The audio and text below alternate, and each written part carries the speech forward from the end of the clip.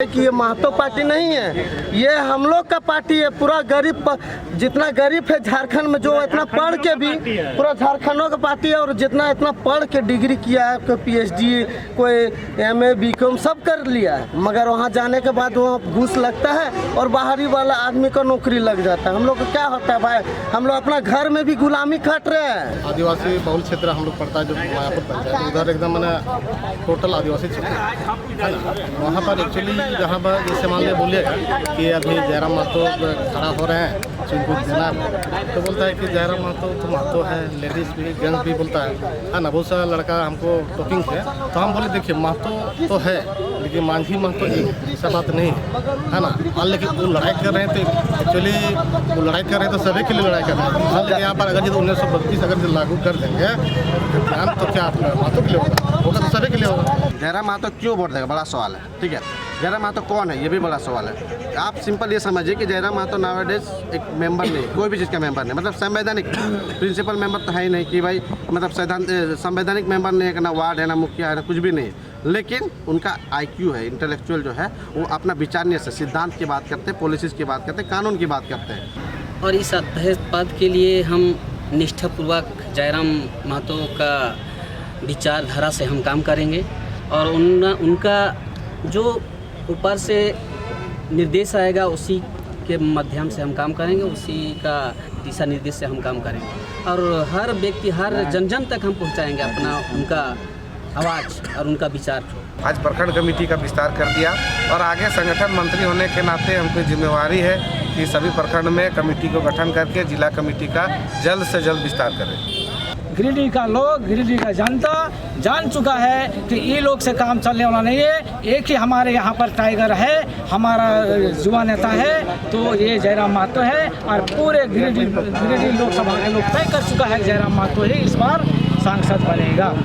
कहाँ देखा हो झारखंडी पहचान की लगे झारखंडी पहचान बता हमरा। हम सब तो नेता के लिए से पूछ ले जाइए, तो हमने 24 साल के झारखंड में दिले की दिले हमरा, तो बता न पहले हमारे वोट मांगे गए यहाँ। यदि जयराम दा हो तब हमने ही है, जयराम दा नहीं रहो तो हमनियो खत्म, बता दिलियो।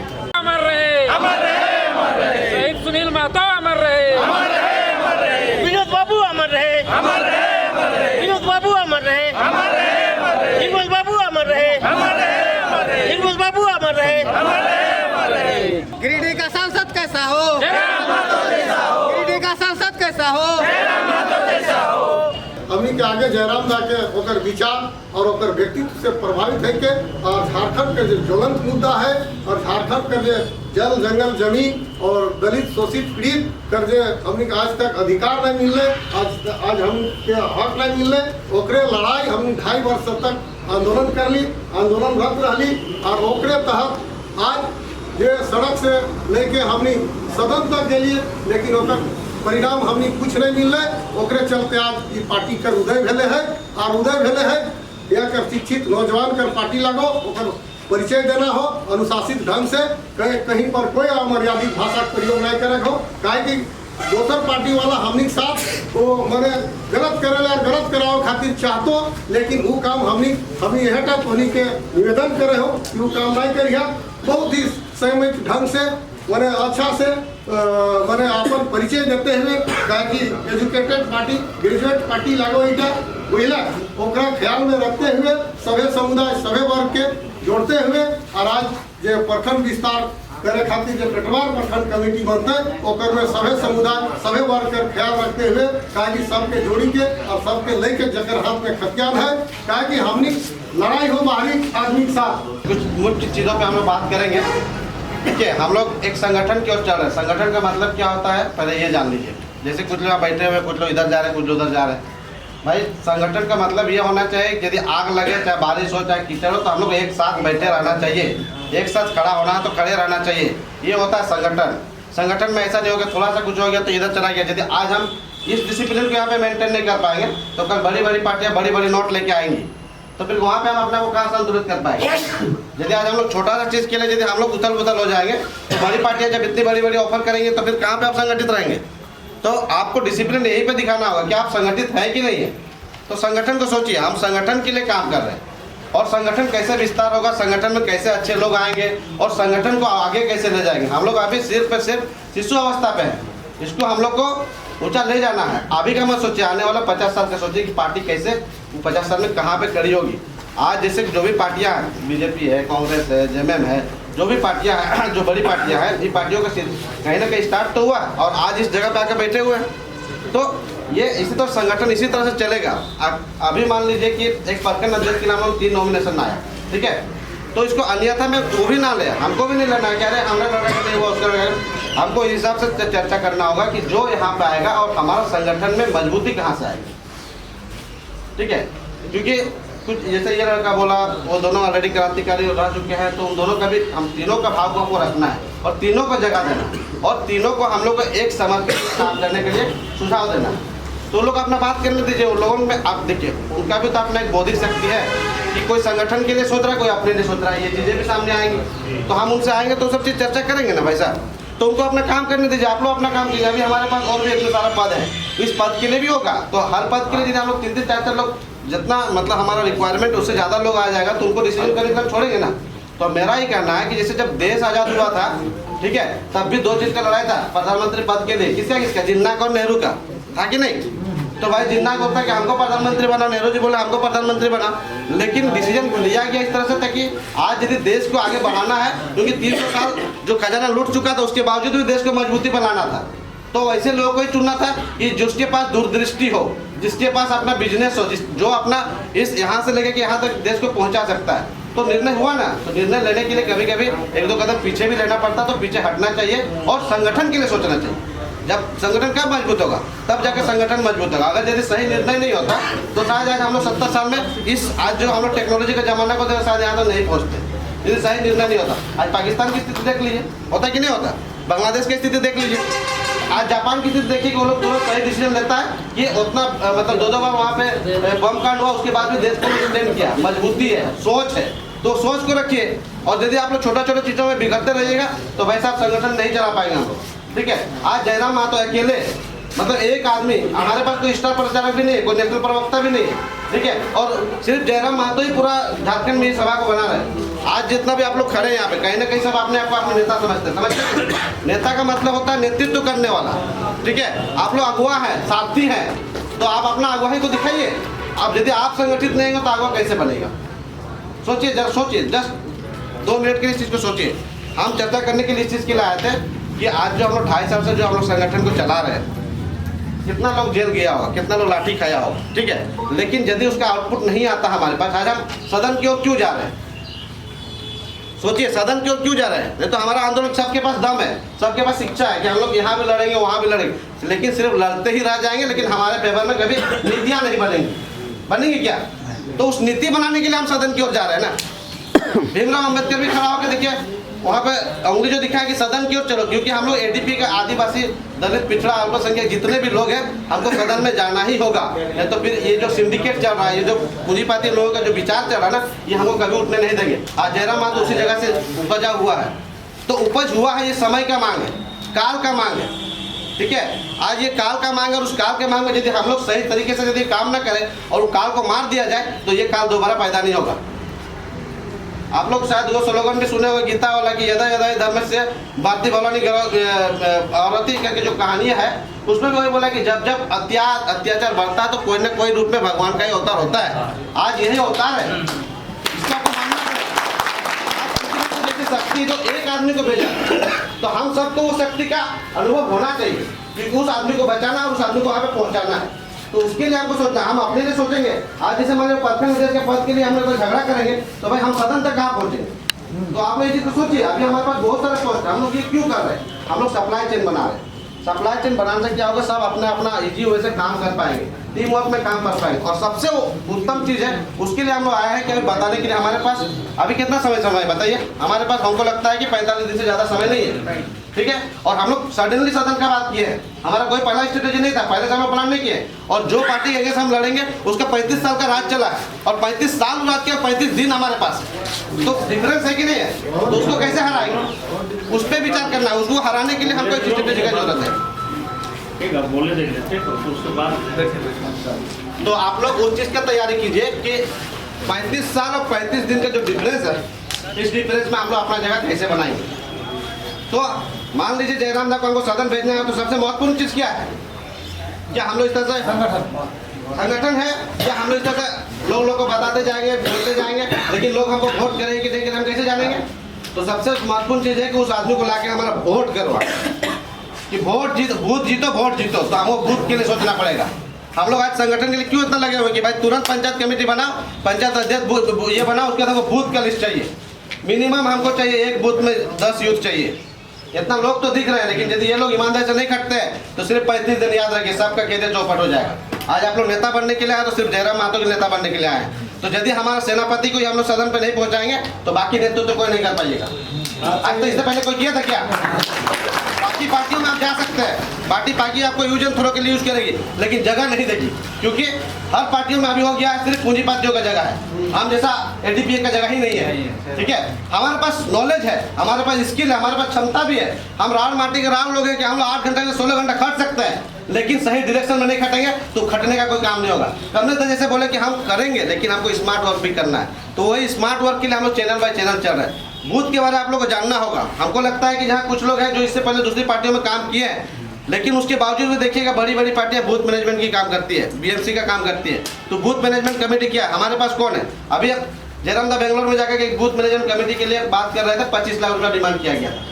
25 लाख रुपये क्या हमारे पास है जो हम उसको दे के लाएंगे। बाकी पार्टियों में आप लोग जो भी पार्टी से आए होंगे, आप लोग याद होगा हर पार्टियां 25-30 लाख रुपया दे के 2-3 एजेंसियां बुलाती है कि नहीं बुलाती है? और वो काम क्या करती है?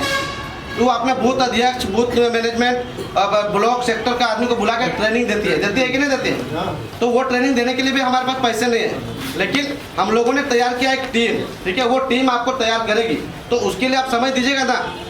अब वो समय देने के लिए आप पहले वो आदमी को चुन के जाएगा, किसी को हम भेजेंगे, प्रखंड का लड़का होगा, पंचायत का होगा या बूथ का होगा, तो उसको भेजिएगा ना। तो हमें वो लिस्ट नहीं मिलेगा तो हम कैसे काम करेंगे? इसीलिए हम लोग अभी बहुत हड़बड़ी में है। इसको समझिए, समय बिल्कुल ही नहीं है और समय को वेस्ट ही मत कीजिए। हम आप लोग छोटा सा एग्जांपल देते हैं कि हमको नहीं लगता है बहुत लोगों को पता होगा कि हम लोग इस समय में भी बैलेट पेपर से कुछ लोगों का वोटिंग होता है। बैलेट पेपर से वोटिंग होता है, खाली हम ये सोचते हैं जो पुलिस लोग है, जो वहाँ का सरकारी ऑफिसर उसका होता है, लेकिन नहीं, हमारे पास अपना घर का भी आदमी बैलेट पेपर वोट करता है। पोस्टल जो वोट होता है ना, उसको समझिए। तो पोस्टल वोटर हमारे घर आसपास में भी हैं, तो उन लोगों को पकड़ना होगा हमको। तो कौन पकड़ेंगे? हमारे जो बूथ के अध्यक्ष होंगे उसको पता होना चाहिए कि मेरा वार्ड में 200-300 लोग का एक वार्ड है ना जी। वहाँ पे 500-600 आदमी जरूर निकलेगा जो 80 साल से प्लस का होगा। उसको वोट देने के लिए बूथ जाने की जरूरत नहीं है। यदि हमारे पास यदि उसकी जानकारी होगा तो हम उसके घर से उसका वोटिंग करवा देंगे। तो वोट कैसे होता है उसका? 1 सप्ताह पहले उसका वॉलेट पेपर में वोट होता है और वो फिर पोस्टल में चला जाता है। तो जब वो पोस्टल में जाता है ना, तो वो वोट बीजेपी वाले लोग गेम करते हैं। वो क्या करते हैं? क्योंकि उनके पास बीएलओ का लिस्ट होता है। बीएलओ के बारे में जानते हैं आप लोग? बूथ लेवल जो ऑफिसर होता है वो हमारा सरकारी ऑफिसर होता है, और उसके नीचे सरकारी बड़ी पार्टियों का बीएलए होता है, बूथ लेवल एजेंट होता है। वो एजेंट बीएलओ के पीछे पड़ा रहता है, क्योंकि उसको एक वोट चाहिए। मान लीजिए हमारे यहाँ पे 2200 बूथ है, हर बूथ से यदि 500 लड़का निकलता है तो हमारा 10,000 प्लस वोट हो जाएगा, और एक वोट से हाथ जीत होता है। तो 10,000 कितना बड़ा अमाउंट है। तो यदि हम उसको कैप्चर करेंगे तो उसके लिए प्लान कीजिए, हम कैसे बूथ लाएंगे, मिनिमम कॉस्ट में मैक्सिमम आउटपुट कैसे आएगा, इसको सोचना होगा। क्योंकि देखिए जयराम दा किसी को पैसा देने वाला है नहीं, क्योंकि उनके बेचारे के पास है नहीं, हम लोग के पास भी पैसा है नहीं। हम लोग अपना ही आर्थिक और सामाजिक और शारीरिक रूप से काम कर रहे हैं। आपको भी करना है इसको लेकर के, क्योंकि देखिए जब एक बदलाव होगा तो उस बदलाव में सबका भागीदारी होगा। आज ये जेबी के साथ मेरा, जयराम दा का, कमलेश दा का, संजय दा का पार्टी नहीं है। ये पार्टी हर उस दलित शोषित लोगों का है जिसके लिए वो लड़ रहा है, और उसके लिए हमको वहाँ भेजना है। तो आप सोचिए, ये पार्टी आपकी है, ये पार्टी जयराम दा की नहीं है, ये पार्टी हमारी नहीं है। इसके लिए आप लोग सोचिए, ये पार्टी हम सब का है। और हमारे पास अभी जो लोग नहीं भी आ रहे वाला पार्टियों के, तो ये पार्टी उसका भी है, उसको भी वोट करना होगा। नहीं वोट करेगा तो आने वाले समय में आने वाली पीढ़ी उसका तड़पेगी, हम लोग तड़पेंगे। तो ये सोचना होगा। तो हम बाकी भाषण का पार्ट नहीं बनना चाहते हैं, हम ये कहना चाहते हैं कि हम लोग बूथ का ट्रेनिंग करवाएंगे, और वो डेट है हमारा 16-17। तो हम आपसे लोगों से लेंगे कि आपका हमारा उस इंटेलेक्चुअल लड़का चाहिए जो आपको आके फिर सिखा सके। मान लीजिए कसमान में कितना बूथ है आपका? चलिए मान के चलते हैं ना कि मान के चलते हैं कि हम पूरा आपका गोमिया विधानसभा का लेते हैं तो लगभग 300 बूथ होगा, 341 बूथ है। तो कम से कम हम लोग यदि हर प्रखंड से 4-4 लड़का को सिखाएंगे तो वो लड़का लोग फिर काम कर पाएगा, वो लोग को तैयार कर पाएगा। ये हमारा प्लान है। तो हम इसलिए बता रहे हैं कि बूथ क्यों जरूरी है।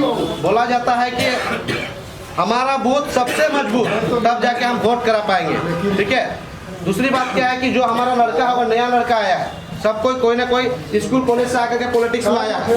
आज इस 2 साल का आंदोलन में अपने आप को नेता बनाया है, लेकिन उसको टेक्निकल चीज यदि नहीं समझ में आएगा तो शायद वो हमारा वोट नहीं करवा पाएगा। इसीलिए उसको चाहिए टेक्निकल रिक्वायरमेंट है। हमको एक सर्वे भी कराना है, उसके बाद फिर हमको स्ट्रेटेजी बनाना है, जिसके लिए कमलेश दा काम कर रहे हैं। ठीक है, तो हम उसके लिए हमको टीम चाहिए ना, हम अकेले नहीं कर पाएंगे। तो आप लोग सोचिए कि हम वो कैसे कर पाएंगे। तो आप लोग कोऑपरेट कीजिए, टेक्निकल चीज़ें हम लोग देंगे। और ये समझ लीजिए कि जब तक हम लोग टेक्निकल नहीं कर पाएंगे, मॉक पोल के बारे में जानता है ना, मॉक पोल ईवीएम में जो होता है, तो सबसे पहले एक मॉक पोल होता है। अगर यदि मॉक पोल पे हम ध्यान नहीं दिए तो पूरा का पूरा वोट कहीं और चला जाएगा। जैसे अभी गोवा में पकड़ाया गया, गोवा में पकड़ा है ना, तो उसके बारे में आपको जानना होगा कि मॉक पोल क्या होता है, मॉक पोल में क्या टेस्टिंग होता है, हम कैसे चेक कर पाएंगे। तो उसके लिए हमारे पास टीम है जो आपको ये बताएंगे कि हम कैसे उसको वेरीफाई कर पाएंगे। गेम कहाँ पे होता है, खेला कहाँ पे करता है, ये जानने की जरूरत है, और उसके लिए हमको टीम चाहिए। तो ये सोचिए कि अगर यदि वो नहीं जाने ना, पता चला हमारा जयराम दा को वोट तो कर रहा है, लेकिन वोट जा रहा है अगला महतो जी को। तो ये पकड़ने की जरूरत है। जब 9 वोट 10 वोट जो पोलिंग मॉक पोल होता है, तो 10 वोट का वो काउंटिंग आना चाहिए। इसीलिए ना बूथ में लोग बैठाया जाता है। ये तो बड़ी बड़ी पार्टियां जो आज इतना दिनों से राज कर रही है, तो क्यों बूथ बैठाती है? बूथ इसलिए ही बैठाया जाता है, इसका इंपॉर्टेंस को समझना होगा। तो हम लोग उसका पर तैयारी कर रहे हैं। नेता तो सब है, और हम लोग 2 महीने के बाद नेतागिरी ही करेंगे। ठीक है, लेकिन अगर यदि मेरा नेता नहीं जीतता है, मेरा सेनापति नहीं जीतता है, तो सबका नेतागिरी यहीं पर चौपट हो जाएगा। इसीलिए मेरा कहना है कि अवेयर हो जाइए, सचेत हो जाइए, संगठित होकर के। आज तक हम लोग लड़े हैं, आगे भी लड़ना है, लेकिन अभी हमारा लड़ाई टेक्निकल लड़ाई है, हमारा लड़ाई सच्चाई की लड़ाई है। वहाँ पे हमको वोट करवाना है। तो वोट करवाने के लिए सोचिए। ये तो सबको तो बोले दादा हम तो फलना जगह है, हम फलना को ये बोल रहे हैं, ये कर रहे हैं, हम इतना कोई बोल दे, नहीं होगा दादा। बोल देने से हम लोग को रिपोर्ट चाहिए, जो हम लोग नेता बनाए हमको उस पर साइन सिग्नेचर और नाम चाहिए। बाकी हम लोग काम है, उससे ये सब कुछ दिख जाएगा कि यहाँ पे देखिए बोगस मत कीजिए, यहाँ पे बोगस मत कीजिए, क्योंकि आने वाला भविष्य का लड़ाई है। और यदि हम और आप इतना दिन लड़ने के बाद यदि इस 2 महीने नहीं करते हैं, तो समझिए सब कुछ चौपट हो जाएगा। तो मेरे साथियों रिक्वेस्ट है, हम लोग का रिक्वेस्ट है कि सब ने अपना अपना योगदान दिया है, सब ने अपना खून पसीना बहाया, तेल भी बहाया है। यही 2 महीने में हम लोग को जो करना है। आने वाला जो 48 घंटा होगा वोटिंग के पहला दिन, तो 24 आवर्स काली अंधेरी रात हमको बचानी है। उसके लिए हमको टीम चाहिए। हम आपको ये भी बताएं कि हमारा जैसे चूल्हा प्रमुख ये सब जो चलता है ना, तो चूल्हा प्रमुख का भी आप लोग बताएंगे क्या है वो चूल्हा प्रमुख। तो उसके लिए भी हम लोग सोचना पड़ेगा कि हमको एक पेज पे कितने लोगों का होता है, हम कैसे परिवार तो परिवार जुड़ेंगे। जितना ज़्यादा हमारा इंगेजमेंट होगा, जितना लोग हम लोग जोड़ पाएंगे, उतना मजबूती से हम लोग खड़ा हो पाएंगे। तो जेबी केसेस वो प्लेटफॉर्म आपको दी है, जेबी केसेस ने आपको जगह दिया है, आप उस प्लेटफॉर्म को यूज़ कीजिए। क्योंकि मोर एंड मोर जितना ज़्यादा हम लोग इंगेजमेंट करेंगे लोगों के साथ, उतना हम लोग अच्छा कर पाएंगे। देखिए, नेता बनना है तो नाता जोड़ना पड़ेगा। ठीक है, नमस्कार करेंगे तो ही चमत्कार होगा। और यदि आप सोचिए कि हम अडिग रहेंगे और बरसात का पानी पिएंगे, तो राजनीति में ये नहीं चलता है। इसीलिए झुकिए, काम कीजिए, संगठन के लिए कीजिए। संगठन जिस दिन खड़ा हो जाएगी तो उसका फल सबको मिलेगा, इसका हम लोग गारंटी देते हैं। पद को इस हिसाब से मत सोचिए कि ये पद मिल गया, ऐसे कोई ज़्यादा बोले कि हम तुमको हटा सकते हैं। देखिए, ऐसा कोई भी नहीं हटेगा। हमारा प्रोटोकॉल आएगा, अभी हमारा नियम आएगा, सब कुछ अभी पब्लिश होगा, धीरे धीरे हो रहा। देखिए, हम लोग अभी बहुत कम समय पार्टी तैयार किए हैं, तो मैनिफेस्टो प्रोटोकॉल डिस्ट्रीब्यूट करने में समय लग रहा है। सब कुछ आएगा, किसी एक के पास में ये पावर नहीं, तो जयराम दा के पास भी वो पावर नहीं है, तो किसी को चाहे तो हटा सकता है। वो संगठन तैयार करेगी ना, संगठन बताएगी ना कि किसको हटाना है, किसको रखना है। किसी एक आदमी के पास पावर नहीं, इसीलिए उलूल जुलूल में मत फंसिए, काम कीजिए, संगठित होकर काम कीजिए। मेरा इतना ही कह के मैं अपना वाणी को बंद कर